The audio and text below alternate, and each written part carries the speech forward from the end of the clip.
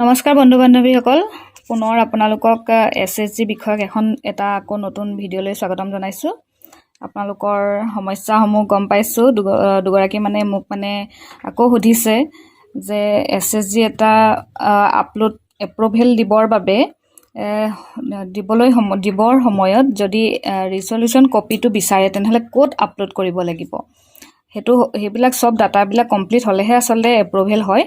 গতিকে সেই ডাটাবিলাক কমপ্লিট হ'বৰ কাৰণে সেই এপ্ৰুভেল কপিটো ক'ত দিব লাগিব, ৰিজলিউশ্যন কপিটো মই আপোনালোকক দেখাই আছোঁ। এতিয়া মই যোন আত্মসহায়ক গোটটো দেখাম ইয়াত, এতিয়া মই এইটো এপ্ৰুভেল যদি দিব বিচাৰোঁ, এইটো এপ্ৰুভেল যদি বিচাৰোঁ, চেণ্ড ফৰ এপ্ৰুভেল, ইয়াত দেখিলেনে এনেকৈ গ্ৰীণকৈ আহিব, কিন্তু আপলোডত গ্ৰে কালাৰ আহিছে। যদি ইয়াত চব কমপ্লিট থাকিলে হ'লে এইটো গ্ৰে নহয়, কি কৰিব লাগিব, এইটো চাই ল'ব লাগিব। ইয়াত এতিয়া কি কমি আছে, চব য়েছে আছে। Bank address, member, office bearer, signatory, চব খালি ৰিজলিউশ্যন কপিটো বিচাৰিছে। এইটো কি কৰিছে, নট আপডেটেড। গতিকে আপডেটেড কপি এটা লাগিব ইয়াত দিবলৈ। গতিকে মই এই গোটটো এতিয়ালৈকে মই আপলোড কৰিব পৰা নাই এপ্ৰুভেলৰ বাবে। গতিকে এই ৰিজলিউশ্যন কপিটো তেওঁলোকক মই খুজিলোঁ, তেওঁলোকে দিলেহি গোটৰ মেম্বাৰে। গতিকে মই এই কপিটো ক'ত এড কৰিম আপোনালোকে চাই থাকক।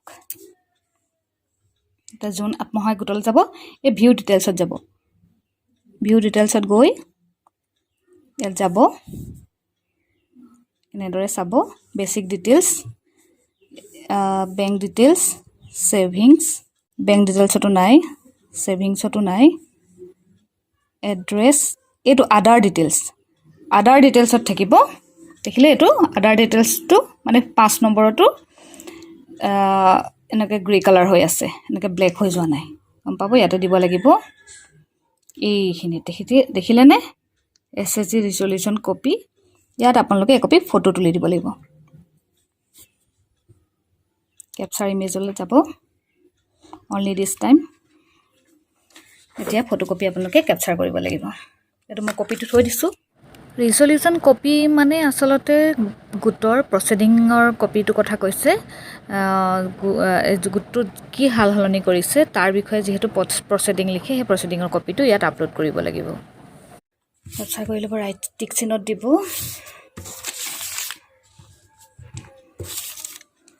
দিয়াৰ লগে লগে এইটো ক্ৰপ কৰিব, ক্ৰপ আহিব নহয়, ক্ৰপ কৰি ল'ব জোখত, আৰু ক্ৰপ হ'ব। তাৰপিছত ক্ৰপত থৈ দিব। এইটো কপিটো আহি গ'ল ইয়াত, দেখিছেনে এইখন কপিখন, এই কপিখন ইয়াত আহি গ'ল। তাৰপৰা এইটো ছেভ কৰি দিম। এতিয়া মই কপিটো ছেভ কৰি দিম। তাৰপৰা চিলেক্ট বুক কিপাৰ নেমটো চিলেক্ট কৰিবলৈ দিছে। মই এতিয়া এই গোটটোৰ মেম্বাৰ কেইগৰাকীৰ ভিতৰত এগৰাকী মই বুক কিপাৰ চিলেক্ট কৰিম। তাত দি দিম বুক কিপাৰ, ধৰক গায়ত্ৰী গগৈ, তেওঁক দি দিলোঁ।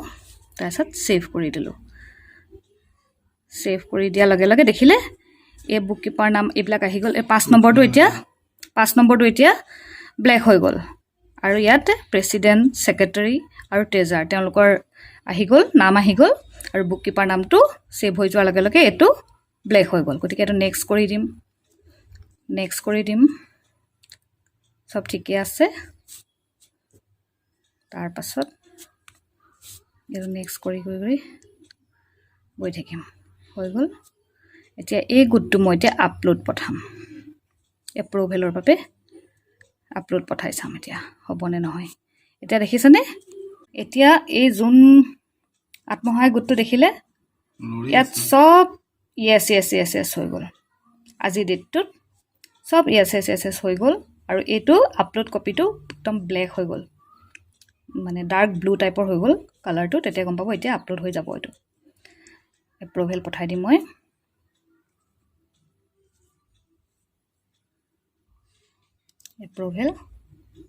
এপ্ৰুভেল পঠাইছোঁ,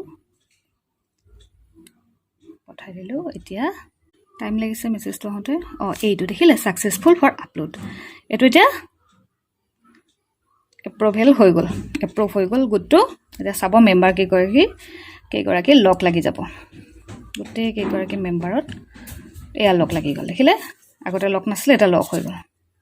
মানে বৰ্তমান এই গোটটো এতিয়া এপ্ৰুভ হৈ গ'ল পঠাই দিলোঁ। এনেদৰেই ৰিজলিউশ্যন কপি আপলোড দিয়া হয় গোট এটাত। আৰু কিবা জানিবলগীয়া থাকিলে মোলৈ মেছেজ কৰিব। ধন্যবাদ।